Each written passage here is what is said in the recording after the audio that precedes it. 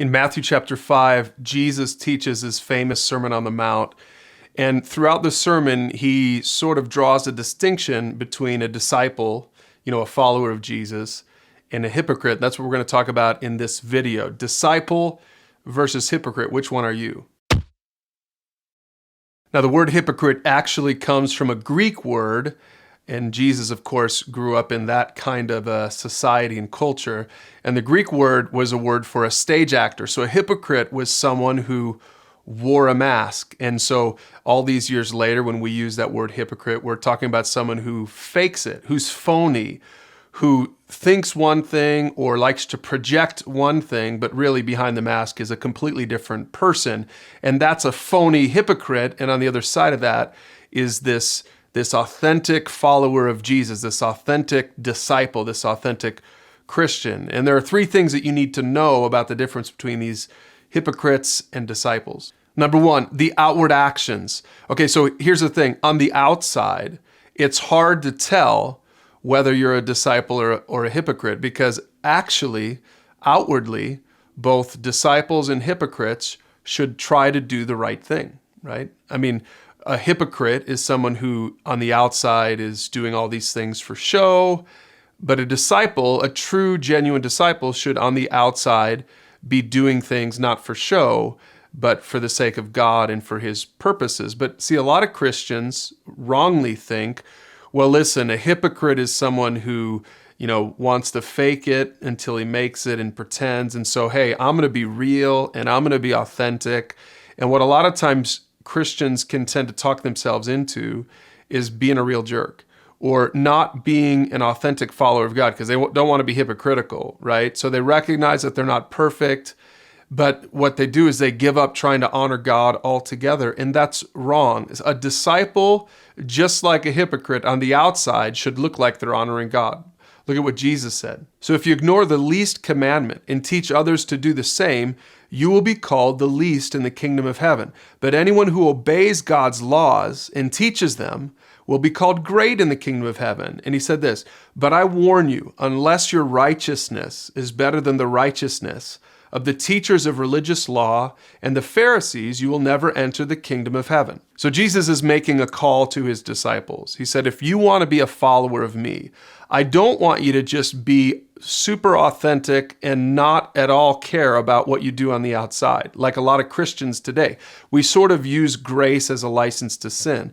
Instead, Jesus is saying this, if you want to be an authentic disciple, you have to go beyond the hypocrites in the things that you do, in the life that you live. So Christians, authentic Christians, shouldn't be the ones that we look at and say, oh man, that guy is really screwed up. He must be a real Christian, not a hypocrite. No, authentic disciples, authentic followers of Jesus say, God, I want to live to honor you. I want your word and your way to transform my life. I don't want to just go around and be, completely real with everybody and be a real jerk or be a real loser. I want to go beyond the hypocrite, and I want to do the things that honor you because it comes from my heart. And that's actually the second point. The real difference between a hypocrite and a disciple is an internal motivation thing. It's a heart level thing. So if you peel away their actions on the outside, both the disciple and the hypocrite are going around trying to honor God. But if you really look at their motivation, you realize that the hypocrite, the phony one, he's going around trying to do it to get accolades from people, to make people, think, oh, he's such a great guy. He's such a wonderful person. So he carries around a big Bible, or he cleans up the way he talks around certain people. Or on the outside, he says, oh, no, that's terrible. I would never do that. But if you saw him behind closed doors, you would realize that all the stuff that he says is wrong, he's actually doing it behind closed doors. And so you can see that his internal motivation is all jacked up. He's just doing it for show, right? This is what Jesus was saying. Watch out, he said. Don't do your good deeds publicly to be admired by others, for you will lose the reward from your Father in heaven. When you give to someone in need, don't do as the hypocrites do, blowing trumpets in the synagogues and streets to call attention to their acts of charity. I tell you the truth, they have received all the reward they will ever get. And you notice right there, Jesus is using money as an example. So let's use that. So a hypocrite is going to do all this stuff for show. He's going to give for show, and he's going to make sure everybody knows that he's a giver. But a true disciple, pay attention to this, isn't the person who doesn't give.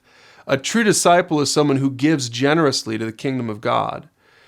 But he's not doing it so that everyone can see it. He's doing it because he wants to honor God from the heart. He's doing it because God is moving him to do it.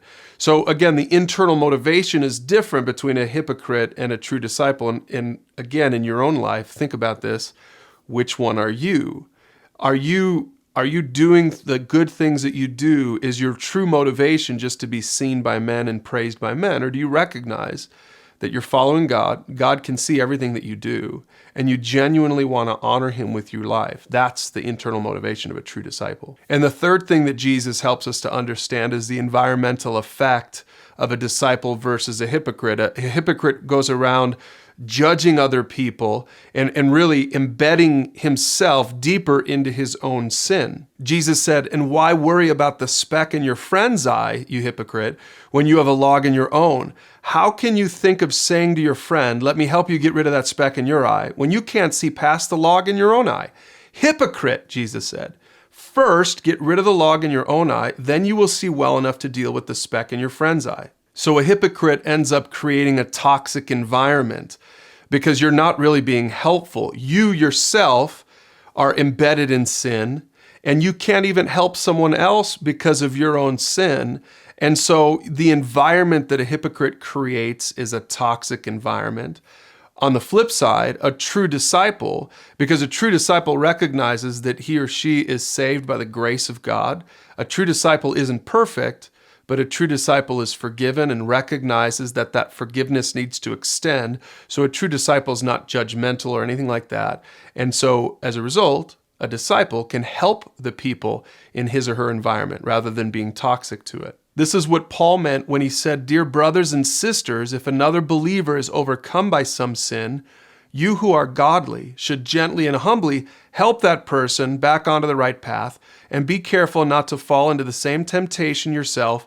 Share each other's burdens, and in this way obey the law of Christ." Only a true follower of Jesus can do that, because a hypocrite is too busy focusing on his or her own stuff and covering it up from everybody else and being judgmental that you don't end up helping anyone in your environment. So here's the end of the matter. If you recognize that you're being hypocritical in any area in your life, Jesus was really hard on hypocrites, almost more than anyone else. Like, this was the thing that he really couldn't stand.